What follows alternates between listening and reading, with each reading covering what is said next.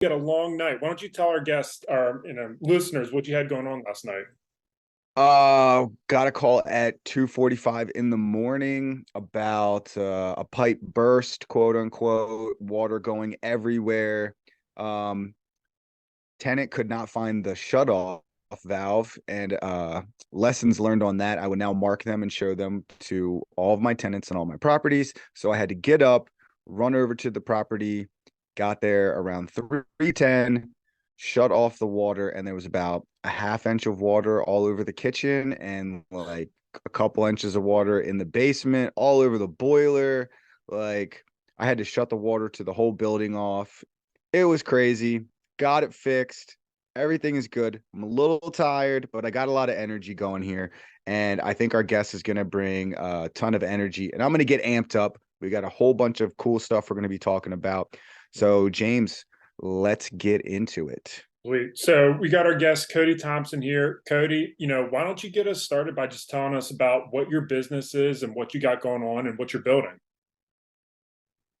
Yeah, absolutely. Well, thank you guys first for having me on. Second, Patrick, I love we started with that because that is probably one of the most stereotypical real estate investor landlord stories of all time.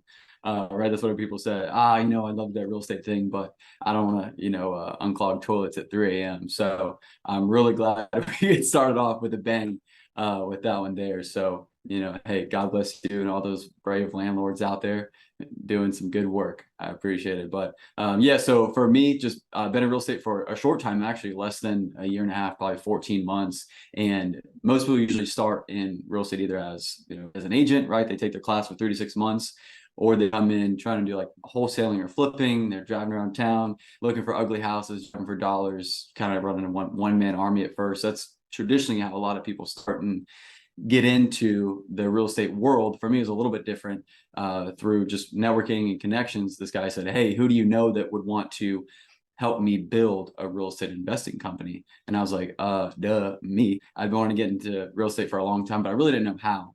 At the time, I was broke. I didn't even have money to go get a license. It costs more money and time than most people think. So didn't want to go that route. I was doing, different sales gigs. And then I got this opportunity to go in and be the integrator of a real estate company.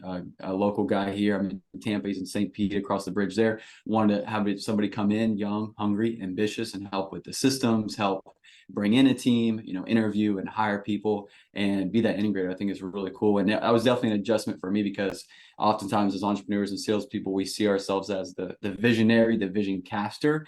But in times of opportunity like that, I was like, you know what, I'm going to be this integrator to the visionary and kind of adapt that vision. So I think that's a match made in heaven for a lot of entrepreneurs, is one of you having that vision and one of you wanting to turn that vision into a reality.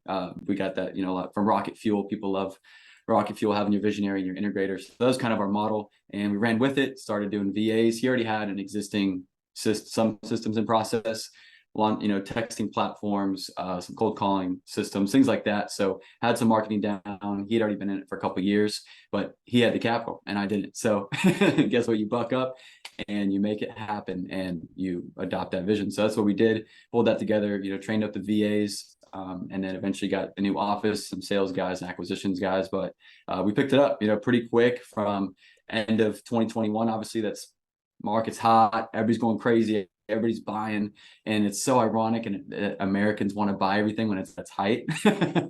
And people don't want to buy stocks until everybody's already in and already hollering about it. People don't want to buy real estate unless everybody else is buying real estate at the absolute peak, which is super ironic. And I'm really glad there's guys like you guys here that will bring the education, bring the real stuff, to the guys that are trying to get started and really trying to build something special. So that's what we did. I was with my former partner now for about a year, and we built that up. But as we got bigger, we kind of had different visions again as to where we wanted to go and scale the business and this model, how we're kind of doing it. For me, I didn't want to do like office model 9 to 5 for a long period. I'm obviously about getting in there and getting the work done, but we just didn't see eye to eye on moving the business forward together. So that's when I just decided to, branch off and start on my own, which I think is a natural progression for most people. Anyways, so I was like, hey, I know enough skills. Thank God I finally have a savings account now for the first time in my life. and I can go out and do this. And I really want to be an agent as well. So I ended up, leaving my partner there and got my license about 6 weeks ago. And now building up the wholesaling side and building up the agent side. So it's really fun to have both. It's not a really, it's not two drastically different businesses where some people want to like flip, and then some people also want to do like syndications for apartment buildings. It's kind of two drastically different businesses where if you have exit strategies that are more similar, there's a little more uniform and flow in your business. That's what I'm trying to create now. So what exactly was Exactly. the business that you were working with with your partner? Was that a wholesaling business, or were you guys flipping as well, or was it buy and hold? Pretty much strictly wholesaling. We did take down a couple and then pretty much immediately throw them back on the MLS, if there was enough meat on the bone there.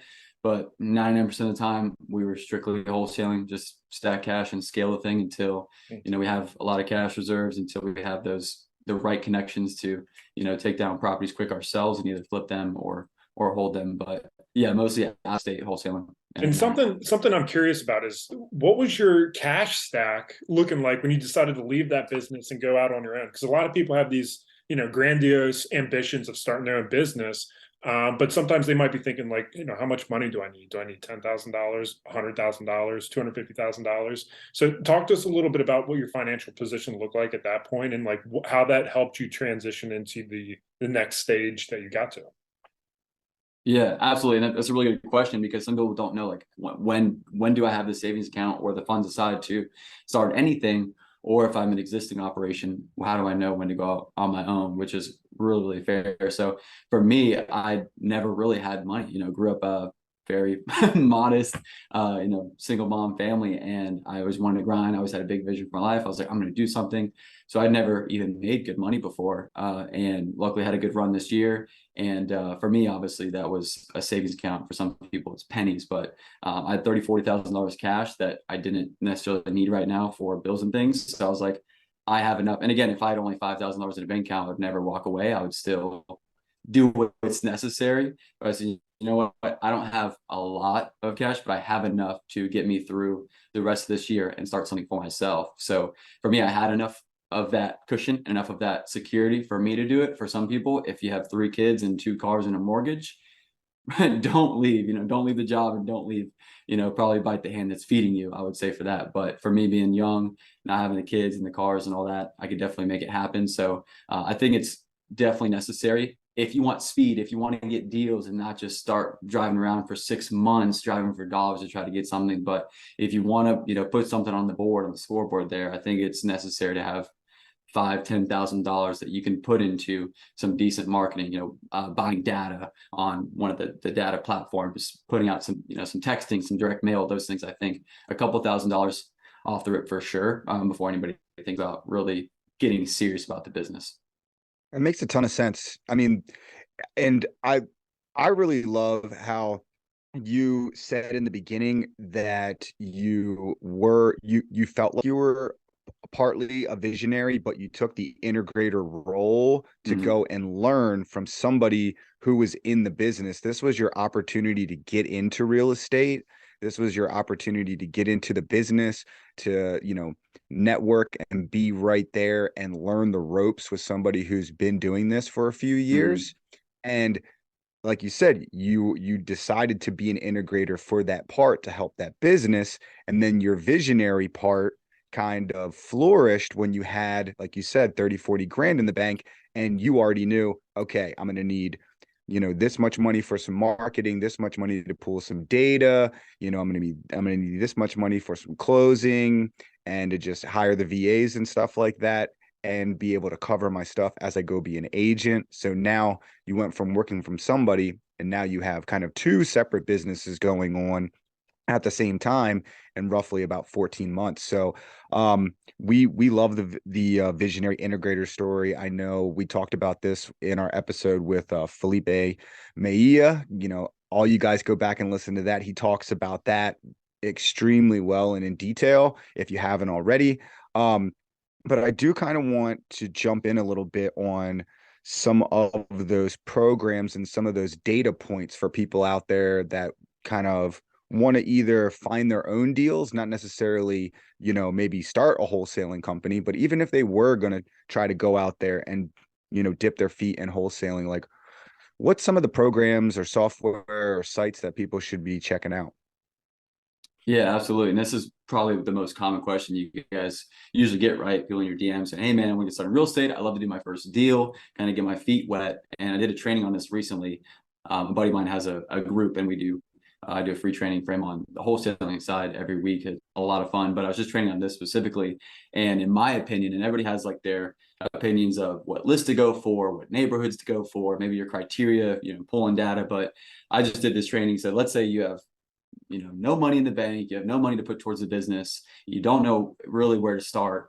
I would start here if I was to restart with no money and on my own without having a mentor and a guide, basically a full-time masterclass, which I do usually encourage people. Like if you have the opportunity to get to partner up with somebody that's already successful in the business, you get paid literally to be mentored all day long, 24/7 every day, rather than going to a conference every quarter. So we definitely encourage that, first of all. But second of all, starting, by yourself, no money, want to go drive for dollars or whatever, I would go straight to your courthouse or your clerk of court website, and you can pull the probate data. Oftentimes when family members pass, let's say your grandfather passes, there's an old house and a property or 3 acres that are now in your name, or you're the heirs, on that deed or title. A lot of family members don't know what to do. Obviously, they may want to sell it. Maybe they want to turn it into, campgrounds, or maybe they live in the house, something like that. But oftentimes they don't want to. And that's where those probate cases where family members are just kind of sitting on a house, don't really know what to do with it, where you can come in, save the day, say, hey, you may not know anything about real estate, may not be, have an agent or a broker or whatever, but we just want to make sure that this process gets done smoothly and effectively. And obviously you can make those contacts, but first thing is finding those data points, finding a deal, finding somebody. So I recently went through this, but go to your county or any county. I mean, you can go to LA County, New York County. I don't know. I'm in Hillsborough County, Tampa. You guys are in, you get Fayetteville, North Carolina, wherever you are. I know it's Cumberland County, right? Cumberland County, Onslow. Yeah, you got it. Those up there. I got all my counties down. So go to your county website, clerk of court website, look for those probate records, and every county website is different. So that's just a part of being self-sufficient. That's a part of a real teller. If you can be successful in sales and entrepreneurship at all, is being self-sufficient and competent enough to go search through the county websites, click through, get a little fidgety, right? Get around, move around, find the right list, but you pull those probate data points, and you can call on those family members. I've done True People Search, fastpeoplesearch.com, those things, to find those family members, because 95% of the time they need someone to hold their hand that acts like a professional and walk them through that process of, you just got handed some kind of property, you have no idea what to do with it, you've never done a real estate transaction before, and you're surely no agent or broker. What happens. So I think that's a really good opportunity for people to step in with no budget, no marketing budget, not even really wasting your time, quote unquote. If you want to waste your time driving for dollars, that's a good way to have direct data points, easiest way to find phone numbers. And I think your straightest line, A to B, straight line to get you to possibly have a deal, is those free. Sounds like work, lists. man. So you're telling me if I've got no money to go out and buy lists and everything, I actually have to put in work to go find a deal. Takes a lot of work. And I like to tell the truth to people and not say, yeah, I just made a call and then I made $100,000, right? Everybody sees those Instagram videos of a 19-year-old making $1 million, which can sometimes be intimidating, or that comparison thing. But yeah, it takes work. And I got this from my Uncle G. Everybody knows the old Uncle G. And it's going to take 10 times the work and 10 times the time and energy than you think it is. But it is far worth the while. Kody, let's dig into this a little bit, because you're dropping a lot of great nuggets here, and we know the steps to take at this point to go find some leads for some wholesaling opportunities. What's the next step? Having those conversations with those heirs and the executors and the people in the family. And that's such a difficult thing to address, talking to people who are going through those, painful situations in their life. How do you train others who are doing this on your behalf, or yourself? Like, how do you approach these conversations with people who are in need of selling their home, but they're going through these difficult life transitions? Yeah, absolutely. I think giving a crap about people and caring, first and foremost, and that might seem like an obvious thing to do, but most people don't. Most people just see a dollar sign or see a possible deal and just go for it. This week, I've cried on the phone with my buyer for a property twice. like laughing and crying with the buyer twice. So I think just having empathy is a really powerful tool that I've had to work on a lot the past year or two, which I think is really important. And it's these sayings and things that we hear all the time that we kind of overlook or overhear. And for this one, I really think of people don't care how much you know until they know how much you care. So they don't care that maybe you've done 17 deals. They don't care. They don't care that you know the laws and the property lines and how the probate process works. They want to know, do you care about my parent or grandparent that just passed? Do you care about what I'm going through? I'm grieving. It's a tough time. And in most situations, being in the wholesale business, those are oftentimes tough situations for people. It's divorce, it's death in the family. It's upside down on their mortgage, facing foreclosure, looking that in the face can be devastating. I went through foreclosure as a child and bankruptcy as a child for my family. And that's a tough time and a lot of stress on everybody. So taking a step back and saying, it's not about me. It's not about my bank account. It's not about this deal for me, but how can I help and serve this family? And I think even if I don't make money on this, even if it's not a deal for me, if I can even pass it off to somebody else or, call an agent in that neighborhood, in that area, and at least get them help, I know that if I put the value out there, put the care and love in there, it's going to come back to me in one way or another. So I think that's first and foremost. But then the tactical stuff, I think, is really the easier part of scripting and having a few sentences, memorizing a few sentences to make sure you tell them the right thing, let them know this is what you do. You love what you do. You love helping people. Having a title company in place, at least somebody to name drop. Hey, I have my title company. I have a family behind me. I have a crew behind me. You're not just working with me. You're working with a team of professionals, and we will hold your hand and take care of you from now all the way to that closing table. So I think people always just want to know that you care, you give a crap about them. You're not just out there trying to make a buck. And also, having general scripts down, having the right agreements in place. And they're very simple. Thank God on the wholesaling side, they're 1-pagers to 2-pagers. You don't need anything more than that. Very simple, as is condition, yada, yada. You guys know the rest. But from there, just holding their hand, walking them through that and caring, I think is the biggest thing. I love it. And that point is, I think, far overlooked all of the time. Is that real estate is a people first business. Okay. It's not about the square footages of the houses and how many bedrooms and all this other stuff. Your tenants are really, your business, your sellers, your buyers, they are the business. They are people. It's all about a people first business. And if you get the people part right, the rest of it will come, so I love that you really honed that down, because so many people, I think, get on the phone and they just start asking about the property and the condition, and I know I need to get it for 65 cents on the dollar after repair value for me to be able to make $5,000 off of this, and just totally, like you said, negate everything. And it really comes down to relationships. And you've got to build a relationship with whatever person you're on the phone with talking to. And like you said, have that empathy for the situation that you're going through and say, hey, I'm here to help if I can. And if I can't, I can do X, Y, and Z. So it's not one-sided. It's hey, I need this information to see if I can help you, but if I can't, I have this person, and this person. And I really think that's great. One of the things I wanted to dive into real quick is regarding the title company. Okay. So do you recommend for, someone that's getting into wholesaling or, these off-market deals, to find a title company first that will be able to do these types of deals? Because I have heard from people that some title companies, they like to keep themselves distanced from these kind of creative deals per se. So what do you recommend for that?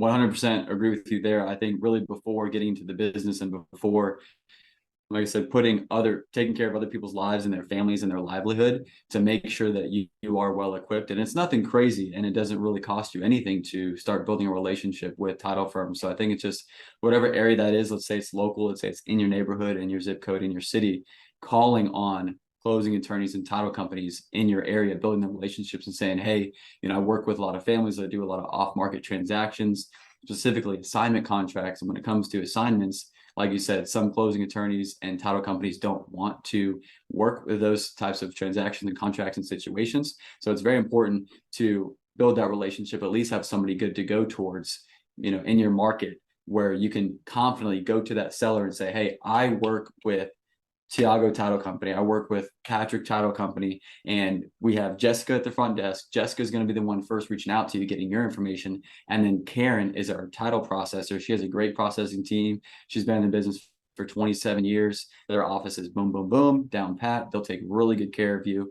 And so I think just having that confidence and having that, transferring that certainty to your seller, to the family that you're trying to work with and do a deal with, they just want confidence. That's all they want to hear over the phone. They don't care, like you said, the roof and HVAC and the floor. If you know about, okay, cool, you know about 30-year architectural shingles, that's cool, but they need to know, am I in good hands, not just with you, but all the people behind me? Do you have a legal team? Do you have the processing team? Do you have those things in place to have the experience? You don't have to have the experience, but just portraying that confidence to them that you have a team behind you. It's not just me, little old kid run around, trying to make a buck, but I do have systems in place to take care of you. So yeah, I think title companies are very important because that can make or break your deal. If you don't have trust, and we have to, just like we talk about having rapport with our sellers, with the families we're working with, you also need to have that same rapport with your title company, with the girl at the front desk, with the processor, and ideally with the closing attorney at that firm. Yeah, I like it. Yeah, and all that stuff's free. It is. Yeah. And build those relationships, make those calls. And, the more you're doing business in the market that you're going to be operating in, the more contacts you're going to have. And you're going to be able to filter through all these other service providers to find the good lender, to find the good title attorney. I know I've gone through a couple in different transactions, and I've been very surprised to find, people who operate very smoothly, they communicate well. So it doesn't hurt to try out people and just have those communications up front. But as it relates to your business, Kody, tell us how's 2022 been for you, man? How many deals have you done? Tell us about some of the numbers that you've been crushing us with. So give us some of those details.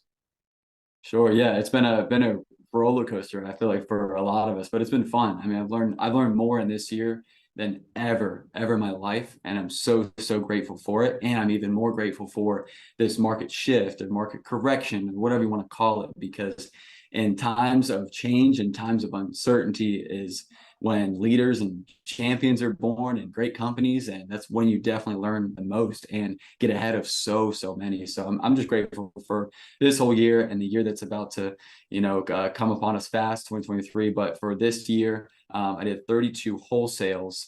And so that was mostly with my former partner. I've done one wholesale since I've been on my own.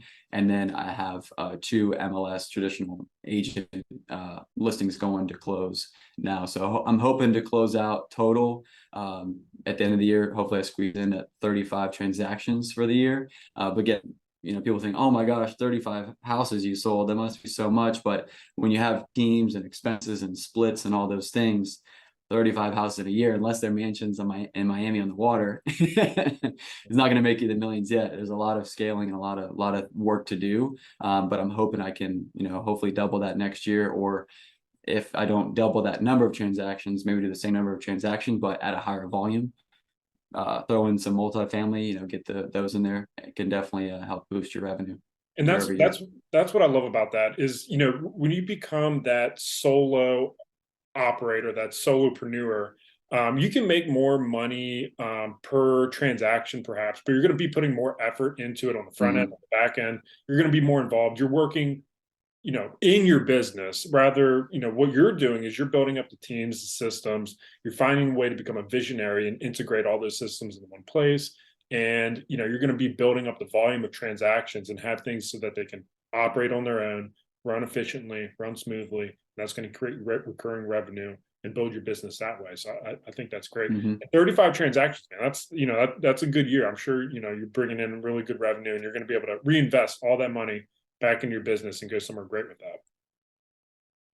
Absolutely. It's really a marketing game. So I'm super pumped just to now, after a year of seeing all the craziness, now really amp that up. And I'm sure we can touch on looking forward in this next year, but it's now and the next year, you got to do this. We have to roll up our sleeves a little bit, and we got to get a little down and dirty, and we have to do a little more work. And I think people are excited to be in the game in 2020, 2021, early 2022, because money was easier to borrow, you know, money was cheaper. And also because everybody was selling houses, everybody was buying, it was going like hotcakes, and the media was on your side. So when the media is on your side, then everyone wants to jump in and do well. But now the media is obviously striking with fear again, filling everybody with fear. And I think when that happens, so many people have already gotten washed out, I think, of the industry the past couple of months, which now for the real guys, for the people that have staying power, who will build the businesses and will set up the systems necessary that will get you through any market, up market, down market, sideways market. Now you're much more prepared, and now you'll capitalize on it. And actually competition is leaving the market, I think, over the next year, which will bring more opportunities for us, the guys that are sticking with it. That's a fantastic point, is that the competition is leaving the market. So the buyer pool is leaving the market. The seller pool on market is leaving the market. And like you said, you know, some of these wholesalers that were riding the good wave just because it was easy are starting to leave the market because they had huge overhead. So in this next 12 to 18 months, what do you see and how do you plan on capitalizing this? Are you going to be just focused on calling? Is it going to be texting? Is it going to be mailers, handwritten letters, you know, Facebook ads, like billboards? Kind of, you know, break that down for us on what your path you see is to try to take some of that, you know, market segment away from some of these other wholesalers that you know, are going to end up leaving the market. Kody, I'm looking Yeah. forward to seeing your face on some billboards here in Fayetteville, man. Like, I think that's the next step. I see a lot of like wholesaling billboards around here. Like, there's a market for it. It must work. So what do you got planned, man? Tell us what you got going on. Yeah. I'm not sure if I'll be on a billboard in Fayetteville soon. Maybe I can get no, if you know a guy, get a good discount or I something. know a guy. It's different in every market, and I think that people can. There are universal strategies. There are universal overarching principles that need to be laid down in your business in any market in the U.S. But really, state to state and even county to county, things can change a lot. I've seen a significant difference between the marketing that worked effectively in North Carolina the past year versus the marketing that I'm doing the same. I started doing the same playing, the same strategies, texting, cold calling in Florida, and people are much more resistant to, you know, hop on the phone with a stranger, answer a text message, you know, be receptive, maybe in this market. So I think it does take time to break into markets. It takes a couple months to try market strategies. I think oftentimes in business and everything else, we live in a microwave world where people want to try texting for a month and they don't make $1 million. So they say piss on it. You know, people try mailers and door knocking for one day, one weekend, and it doesn't work out. You know, they don't get a deal and they quit. But I think it's the staying power that will help people find the most opportunity and the success over the next 12 to 18 months. And for me personally, ironically, I think sales in general is definitely changing. The sales world, and real estate obviously is as well. And what I mean by that is we have dehumanized so much of our interaction. We've dehumanized so much of our marketing that people are so numb the past 2 or 3 years, especially, you know, after COVID started and the big COVID boom and stuff. So many people jumped into the game, and so many people across America, no matter where you live, in the boonies or, you know, in the city, people have been absolutely bombarded, but texting and calling and people beating down their door and emails and everything else. So I think because the marketplace and because our audiences that we're trying to help and the people we're actually trying to serve, they can't feel the human connection. And we desire, as humans, we desire that connection. We desire that to build a rapport, to want to work with someone, right? We always hear we need to be liked, known, and trusted for people to work with us. And I think the trust is at an all-time low in America when it comes to the marketplace, when it comes to advertising. So I'm actually trying to shift gears here and actually more towards human marketing and old school ways that we got away from because we have old school tech, right? We have texting platforms where we can send out 10,000 texts a day. We have cold callers. We have, you know, dialers where we can dial 12 members at one time, you know, and just crank people. And so although I do think that those multiple marketing channels are great, and I think it's necessary to build a sustainable business for the long period, to have those 4 to 6 marketing channels to bring you leads and opportunities. I think that's super important. But I think for people really getting started that haven't invested tens of thousands of dollars into those traditional, all of our amazing real estate tech, I'm very grateful for, because I could never reach 10,000 people in a day without it. But with that being said, I think the human aspect and the human interaction face to face is priceless. I think there's nothing that will ever really replace it. So I think literally door knocking, I just ordered 1,000 door hangers. So I'm doing door hangers, getting back to mailers and writing handwritten notes, literally taking your phone out and writing down properties as you drive by them on your way home from work or the grocery store, whatever, and saying, I'm going to write them a handwritten note. And I know that sounds crazy, but I think if we take a step back and can actually put a more human interaction into it, more face-to-face, more belly-to-belly, and show people, again, going back to what we said earlier, that I care. Hey, my name is Kody. I care about you. I'm looking to buy houses all cash. If this would make any sense for you at all, if you have had any thoughts of selling at all, here's my number, here's my website. So I think when people see that, they can see this is a real person. I was actually at an event last night, monthly, I do like a real estate meetup.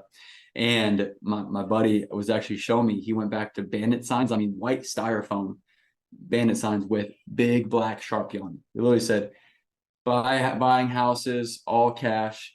Here's my number, call me. And he said his phone's been ringing every day. And although most of those probably won't work out to be deals and whatever, but people are really responding to seeing this is a local company. This is a local guy who actually does good work, probably a family owned, small business. So whenever we were doing other states, right, and we had our operation here in Florida, and we're doing deals every day in North Carolina and Georgia.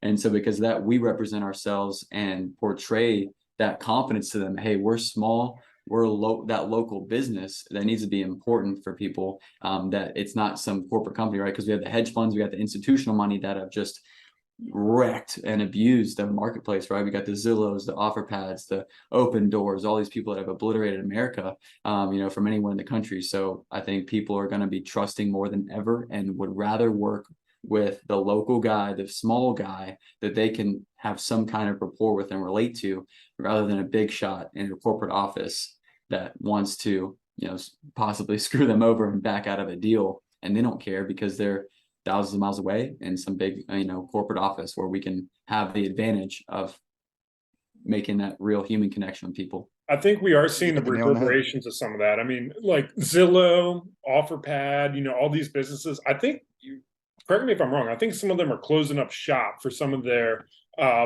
massive buying sprees they've been doing. Things have become Billions and losses. Yeah, lots of money has been lost. And I know in Fayetteville, my market, a lot of the listings coming from OfferPad, they tend to hang out on the listing side for, way above average days on market. Mm-hmm. They're trying to squeeze out every penny they can. I have no idea how they remain profitable based on what they buy it for, the work they do, and what they're trying to sell it for. But, all that behind us, I think having that human interaction is going to go a long way as we shift back into maybe an economic environment that's a little bit more painful. Mm-hmm. The money is not as free flowing. Just sending a text might not be enough at that point. Mm-hmm. 100%. Yeah. I mean, so I was in sales for the last 10 years before I quit and did real estate full time. And, it was always about those in-person meetings. My boss would always say, it's all about pressing skin. It's all about shaking hands, looking people Mm-hmm. eye to eye, getting that, like you said, human interaction. You can do that over the phone if you're, a good speaker and you're able to build those relationships. But I love the fact with the door knocking, the handwritten letters. I mean, I've been sending out mailers personally for about the past 2 years and go on like a 2-month cycle, all for 2 months, 2-month cycle, just to keep, and it's to the same people over and over again, just in my local area, because that's where I want to buy. And that's what I do personally. But I'm even niching down even more than that now. And I'm going to kind of get like a little system going with that to follow up and change some things up, because like you said, right now in this market, I've been getting blown up with phone calls and text messages for properties that I bought a year ago. People are sending me text messages and phone calls and emails and everything else. And it's like, I can totally see how the average person or a landlord that's been doing this for 25 years is completely sick of it. So I think the point is you got to be thinking outside of the box. You've got to be willing to do all the things that the average person, the average wholesaler, the average investor isn't willing to do. And what that comes down to is hard work. Like you said, rolling up your sleeves. Things were easy. Like if you were sitting on the sidelines the last 3 years and saying, I'm waiting until the market comes down. Well, guess what? It's a lot harder now. You should have did it a couple of years ago.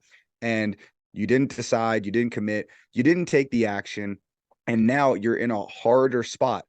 So, like you said, you really have to build. Yeah, exactly. We got the hats on right now. You really have to build a solid foundation and really grind and put in the work. But I do believe if you do that, you are going to get way better deals right now. You've got way more opportunities with these offer pads and Zillow, house flippers. Any one of those that's sitting on the market over 90 days. I just heard Patrick Bet David basically say like it's time for the disrespectful offers, like just start low balling on market deals, and don't necessarily do that to someone that you're trying to wholesale going through any particular bad stuff, but like now's the time to like seize the opportunity and make that happen. So I love it. I really want to get into kind of what is motivating you right now. Like what's the motivation behind all this? Is it because you want to build a business? We talked about helping people, but what really like is pushing you to not only go out on your own, but to really like be successful?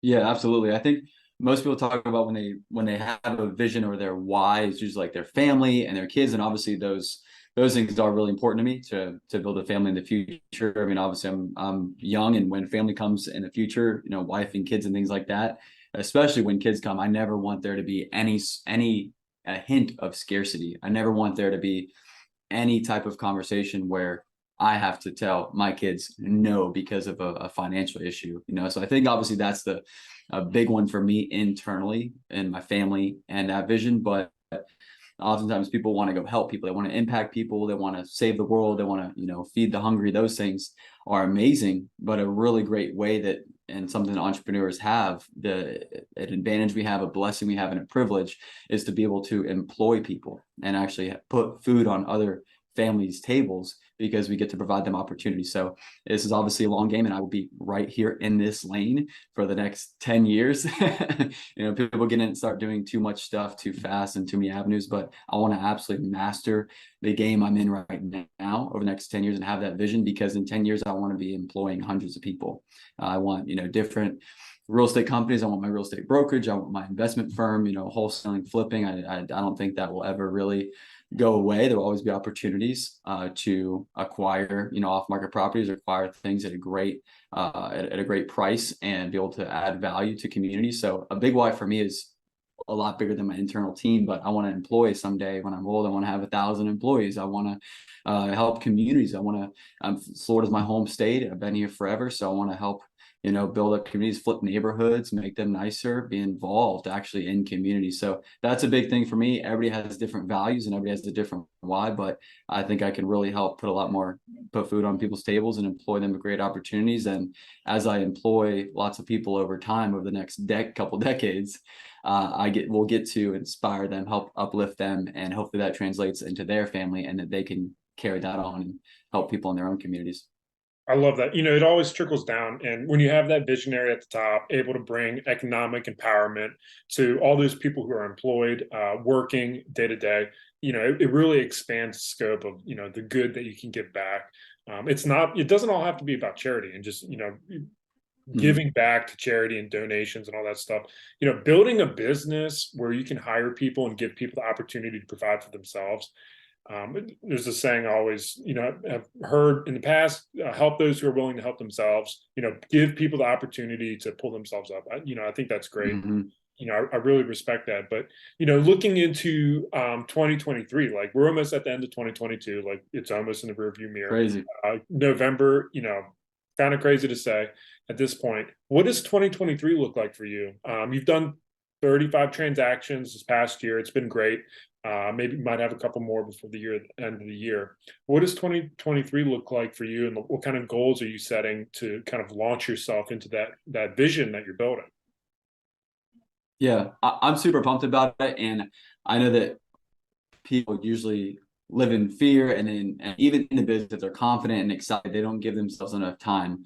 So I think even though, I've done some transactions, I've learned a couple of things, I still have so much to learn and so far to go. So I think people don't give themselves enough grace, as in time. Like, I'm 12, 14 months in, I'm a baby fetus in this industry. And so I've barely even began to lay the groundwork for my career. But I think more than anything, this next year, I'm excited to scale my own wholesaling operation effectively and build more relationships locally rather than just doing out of state or far away. I'd like to definitely help communities locally that I can drive to again and have that belly to belly interaction. So obviously adding on more VAs next year. And I've never acquired, my own property. I've only really wholesaled. So I think it'd be really cool for me to hopefully find that rare one next year, duplex, quadplex, and take that thing down. So I obviously sell real estate every day. That's my mission, but I haven't even, bought my own product yet. So I would love to definitely, acquire my own product for a change next year for sure, and kind of see what that looks like, and learning how to cash flow, learning how to do a renovation. Although it's a little daunting and scary, but that's out of my comfort zone. So I definitely want to find ways to get out of my comfort zone. So that's for definitely the investing side. And then as a realtor and an agent, I definitely want to learn how to upscale and get to that higher price point, and to kind of breaking more into the luxury market and audience. And obviously for most people, it won't be selling their, mansion that they bought in 2020 at a 2% rate and then going to get the same house for, triple as much of a payment. But those people that I can still help and serve and plant those seeds. So I think the next year too is planting so many seeds within communities, within building a massive database and email base, because the next year will align me for when the next COVID boom happens, which it will. It may not be the crazy thing that happened in 2020, but in 2024 or 2026, whenever that is, there will be another huge boom. And then everybody else will be running back. Oh, real estate's back. It's back. Let's get into it again. But because we stayed here and we worked through this market shift, these times of uncertainty, we were so well prepared to just absolutely exponentially blow up when that time comes. So I think just laying the groundwork, planting seeds in every business, and getting my marketing channels down super well, so that when that next expansion cycle comes, we'll be able to capitalize really well. Yeah, recessions give you the opportunity to build your millions and to build new businesses that are going to provide for your life from forever. And there is a lag from the effort you're going to put into when you start to see results. And I think that's important for people to realize. Like, if you're going to be doing all this marketing, you're not going to see it right away. And it might take 6 to 12 months. But you want to be at a point where you can invest that money now, invest that time now, to capitalize when people, I don't want to say ideally, but, we're all investors here. Maybe there's more pain in the future, and we can capitalize on that at that point. We're prepared to, and we're not just starting up the engine then waiting for the opportunity to present itself, because there's going to be other people, hitting that market faster than you are. So, I think that's great. You're preparing for the opportunity that's going to be around the corner. Absolutely. And guys, if you're listening, it takes time, y'all. This takes years. Okay, this is not microwave, TikTok, 15 seconds, build a business. It takes 1 year to really even start laying the groundwork, to learn transactions, to learn contracts, to learn marketing. It takes another year to start learning how to bring people on with you and get partners and have employees. And then by year 5, now you can say, I have semi-mastered this game. And then I think it'll be really, really cool someday when I get to say, I stayed in this industry, I stayed in my lane for 10 years, and now I can say I've mastered this industry, and now the world has opened up for me. So make a 5-year commitment, make a 10-year commitment, and then we can talk. 100%. I mean, one of the things that I loved about what you said there is the motivation part. Okay, part of the reason, and a lot of the reason that James and I even started this podcast, is to motivate and inspire people to go out there, but also educate. And we like to have, a wide range of education, motivation, and inspiration, and you're motivating me even more about planting those seeds, and that's what you always have to be doing. The death of a salesperson is not prospecting. And that's all we're really talking about here, is always prospecting, because all of us as investors, no matter if we're buy and hold investors, if we're flippers, if we're wholesalers, if we're syndicators, it all revolves around sales, and that all revolves around prospecting.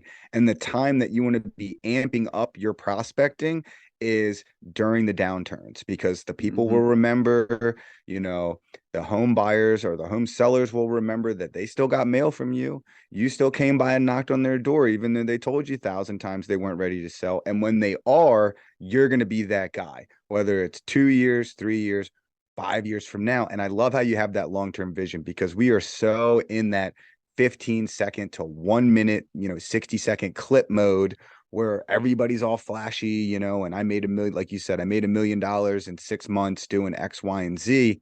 And it takes a long time. I've been doing this for almost 5 years now, but really only for the last 3, and I feel like I've been, okay, successful. But to the person with no properties, it's like, I'm like so far ahead of them.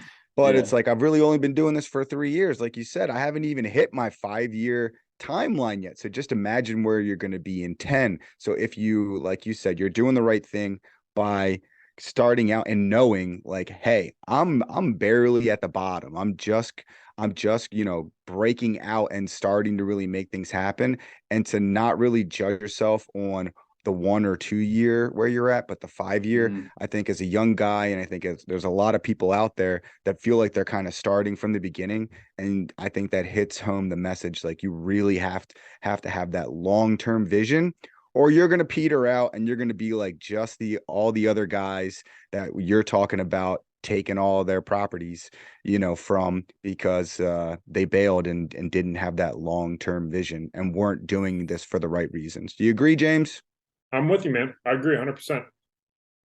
Yeah, that's fine. And I wanted to add too, because with that being said, I'm not saying we should just go in slow motion and be a slug for 5 to 10 years and then it'll happen. That's also not the case here.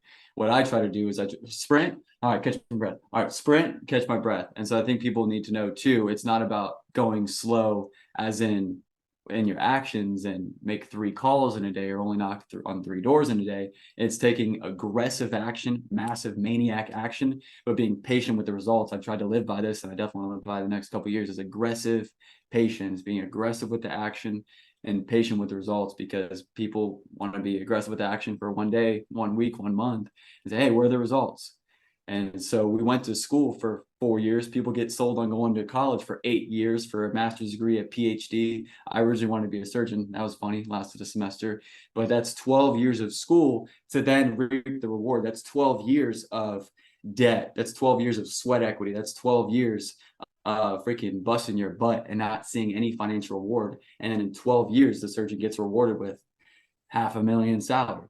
And that's what we want, right? Everybody wants to have financial freedom and help your family and have options, but it takes maybe not 12 years, but it surely takes a couple of years of that sweat equity. And so I just want to make sure that we're not sitting on our butts for 5, 10 years, but we're hustling, we're sprinting, taking a breath. Okay, where did we miss? Where are we at? What are the KPIs? What are the numbers here? What can I improve? All right, let's sprint again. And so I think if we sprint, take a breather, sprint, take a breather for 5 to 10 years, that's when you can see massive results, and the whole world, like I said, can definitely open up to you that time. Kody, along those lines, man, I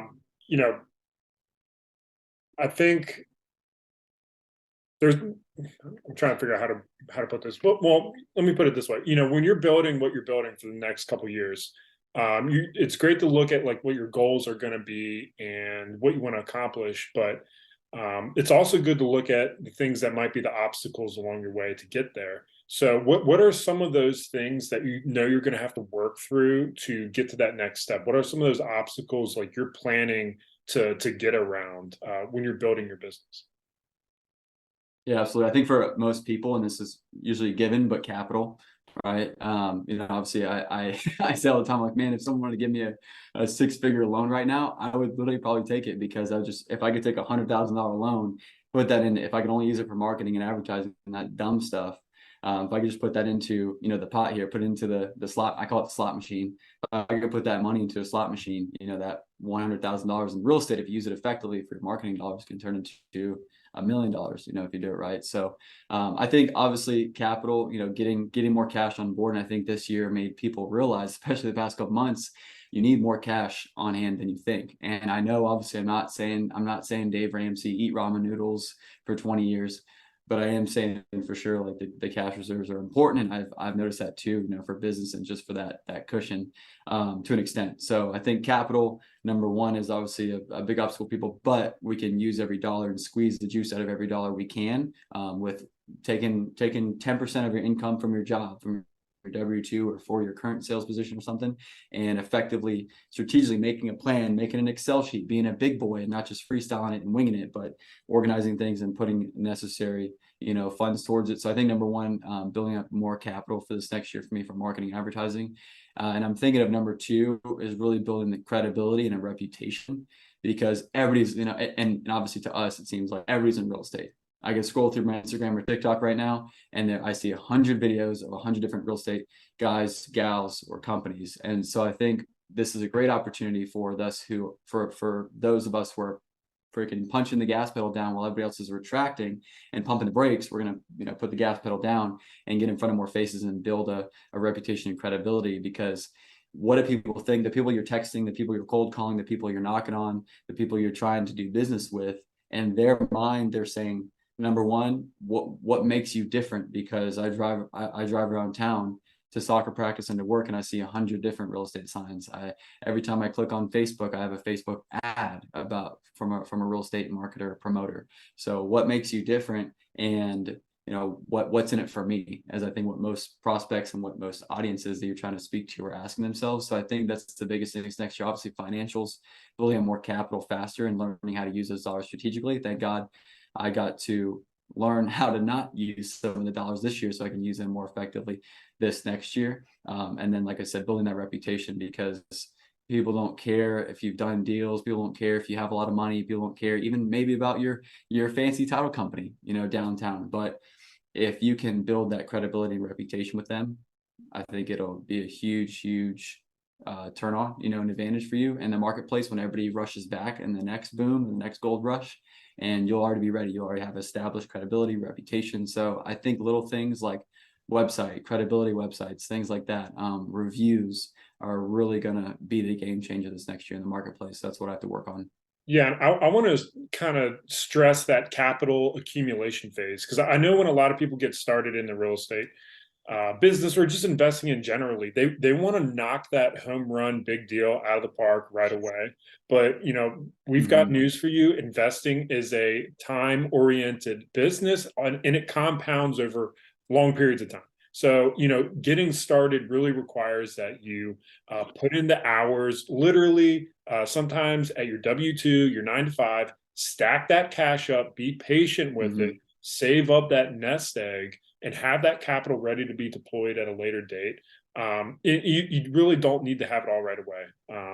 And my point being, like, sometimes it's something that just compounds on itself, and you just have to be patient to have that store value saved up to get to that point. What do you think about that, Patrick? I completely agree. I think everyone out there has a bare minimum of 10%. Most likely 15 to 20 that they could be saving towards their business, their side hustle, or whatever. I've been preaching this forever. Get a separate bank account at a different bank, and have part of your W-2 money auto go into a separate account that you don't have a debit card or anything else, and just auto go to savings. And you'd be surprised in 3, 6, 12 months how much money you can actually save, because a lot of us are wasting money on the door dashes and all the other crap that we're not trying to Dave Ramsey it, but we're just saying, if you actually just have it sitting over there, you're still going to spend money on all that stuff. You're just not going to excessively waste money, and it's actually going to go towards something. So I love all that. And I think that this is a perfect segue into our last segment of the show that we call the Big Four. James, take it away. Patrick, it's a great time, man. I finished my beer, so that means we're ready to wrap it up. It's great. So, Kody, for this one, we're going to call this one the FI hack. What's something that you do in your financial independence life that kind of feels like a cheat code to help propel you to the next level? Something that feels like a financial independence hack. I'd say for a lot of people getting started and this kind of financial hack, I think on a bigger picture, bigger scale, is definitely leveraging other people's capital to learn and to learn the business. So I think that's a huge thing financially for just repeating that, but getting back into the business. And if you want to learn and be mentored and guided, to be able to leverage somebody else. Like I when I got started, I didn't have to save up my own $10,000 to buy data and do marketing and have platforms and stuff like that. I used somebody else's $10,000, $20,000 monthly to learn the system. So I think that's a financial note. Besides that, I definitely am going to take you up on the financial hack of a separate bank account, because I have multiple bank accounts now, but I have like cards for each of them, right? So I'm like, no, I won't spend out of that one. I'll just spend out of this one. But that's a really good hack. I definitely definitely want to take advantage of. Also, I know we live in a world of flex and hype and flash. I'm not like that. Maybe someday I will when I want to help inspire people. But at this point, I'm not in any financial place to really inspire people with a jet. So with that being said, I mean, I've shared a car with my girlfriend for over 2 years, for like 2.5 years. We've shared a car. We mostly work from home. Half the day I do real estate. Go show some houses, go knock on some doors, or do some properties. But besides that, there's no reason why I need to go buy a BMW. And I thank God that literally God was planting a seed in me to not do it this year when first time in my life I had some money. I'm literally scrolling through looking at BMWs or looking at trash that would not help me move forward in my business. So thank God I didn't, make any decision like that, because it definitely would have hurt me, when starting my own business and going through a market shift or correction. So definitely just, I think in general, just not going out there and buying that stupid stuff, where if most people just make, $10,000 a month, they'd probably be blowing it on at the club and, weekends in Miami, stuff like that. Right. Yep. Yeah. Yep. James. Yeah. I mean, a lot to be said about, being humble in the beginning so that you can really stack and spend in the end. I think that's a good lesson. Also, with the separate bank account thing, like I've been doing that for about 2 years now. It works wonders. Like I don't even have a debit card attached to this checking account that I have, and I use that to pay some fixed loans that I've got. Out of sight, out of mind. Never tempted to spend that money. I think that's a great tip. So, what do you got for the next? Yes, it's all about delayed gratification, guys. Delayed gratification. So we call this next one resources. Are there any specific books, podcast, people, influencers out there that have really shaped your financial independence journey, your hustle, your sales journey, that our listeners could benefit from going and checking out? Yeah, and this is a super obvious one, and a voice, and I figured that we all know, but and I know maybe cheesy, but this is really what planted the seed for me to do something more with my life. And this was my last semester of college. Actually, my probably fall semester, my senior year in college. I got an Instagram ad by this guy named Dean Graziosi, and it was his book called Millionaire Success Habits. He's like burning this book on the thing. At that time, for me in college, it was a free book, but it was $7 shipping, and I'm like, oh, that's a Chipotle bowl. I'm like, man, that's like a week of ramen in college. So I'm sitting here in my house in college debating, like, am I going to pay the $7? And ended up pulling the trigger. I paid the $7 for this book. And so that was like my first start. But that was a segue into, I got my next ad, because once you get one ad, from a marketer, then it just opens up a whole can of worms in marketing. So then the next guy I got on an ad was Grant Cardone. That was when I was introduced to my long lost uncle. And so my last semester of college, my spring semester of college, I was like, all right, forget everything. No more partying, girls, nothing. I literally was just listening to Cardone Zone and reading every Cardone book that there was. And I was like, because I had my corporate job lined up. I went and did corporate sales for Disney. I was like, I'm going to crush it in corporate, and then I'm going to buy me an apartment complex. And then I got into my corporate job, and I realized, wow, at this rate, it's going to take me 30 years to buy an apartment complex if I literally save up cash and try to go that route. So that's when I learned about the other avenues, and later on got into wholesaling and stuff. But I just say that because I was listening to my favorite audiobook in the world, Be Obsessed or Be Average, by Grant. So I think people definitely underestimate the audiobooks. I think, in my opinion, I'm biased, but the greatest audiobook in the world. Be Obsessed or Be Average, a lot better than 10X and stuff. And I know he's got more stuff coming out. So that's obvious. But besides that, Ed Milet, I love his new book, One More. It's really just covers the basics. And oftentimes it's just the basics that we need to hear over and over again. I don't think in real estate or in mindset and personal development, I don't think it's about some magic words or some magic secret key thing that everybody's striving for. Everybody's looking for the secret sauce. Everybody's freaking swimming in there looking for the secret sauce, but I really think it's the basics. So I think things like that. A huge recommendation book as well is Napoleon Hill, the author, but not Think and Grow Rich, that everybody reads, which is amazing. Think and Grow Rich is great. I need to go back and read it again, but most people can't really digest that. It's like the freaking Bible, so Think and Grow Rich is great, but Napoleon Hill's Outwitting the Devil is incredible. Outwitting the Devil by Napoleon Hill is fire. I recommend that even before you read the Bible. It's got all the good stuff in there, but Outwitting the Devil by Napoleon Hill is so good to help us understand our own brain, how our own brain tricks us, and how to evade, the bad energy and those thoughts that lead us to a life of just settling and drifting. So definitely recommend those. Outwitting the Devil, that's a new one, man. I never heard of that one before. And I will say, I'll double down on this. Uncle G, Grant Cardone, he'll have a special place in my heart forever because he motivated me to do a lot of things I've done. And I know it's the same for Patrick as well.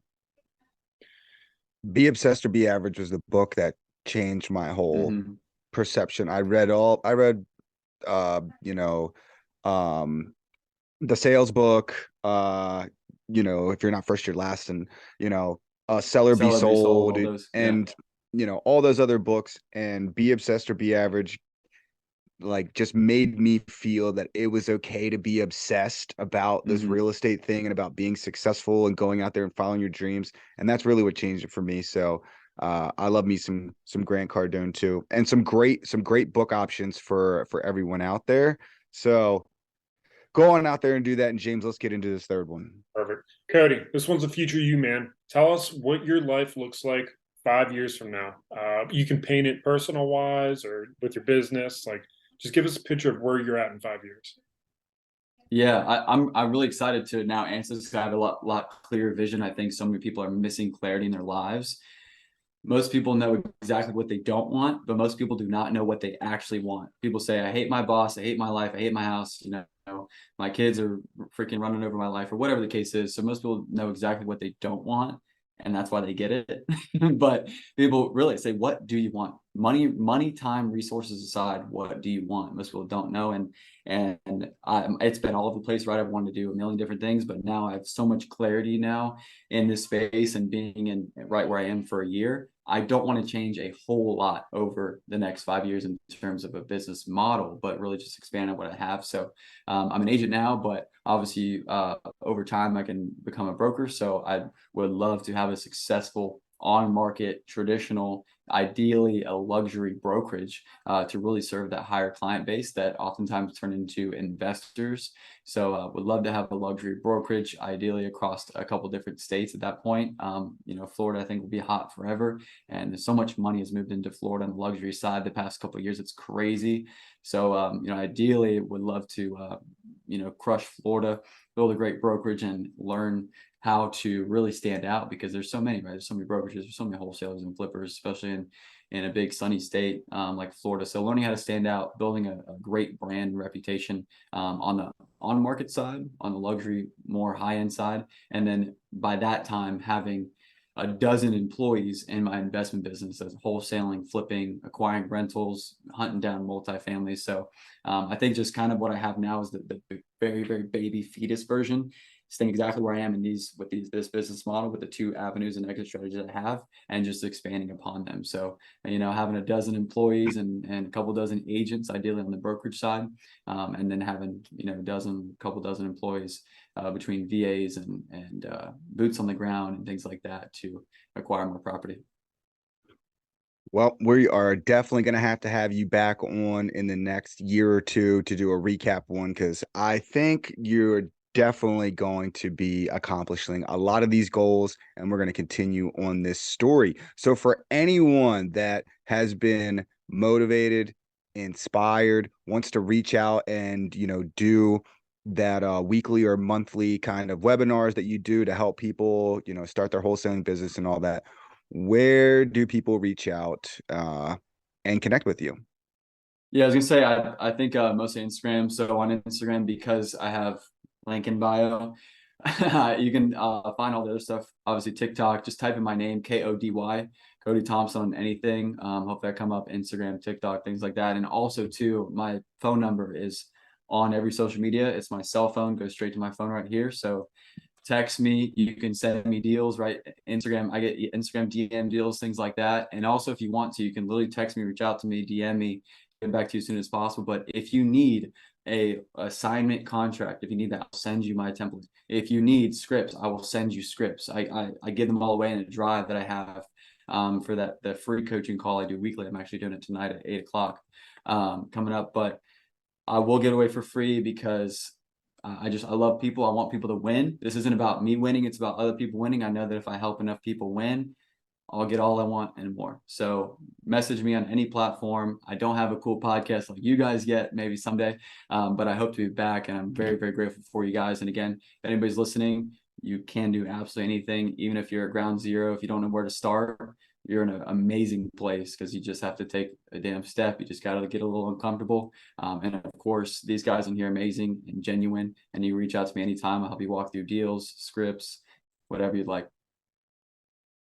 Fantastic. Fan-freaking-tastic. All right, for all you guys listening out there, and you haven't left us a review yet, why not? Go do it. Make sure you're subscribed to our YouTube channel. Leave us a review on Apple, Spotify, Google. I don't really think anyone's listening on Google, but if you are, leave us a review there. That's all James and I are working for. Reach out to Kody. Tell him that you love this podcast, and we'll catch you next time. See you guys. Hey guys. Awesome. Thank you guys. See ya.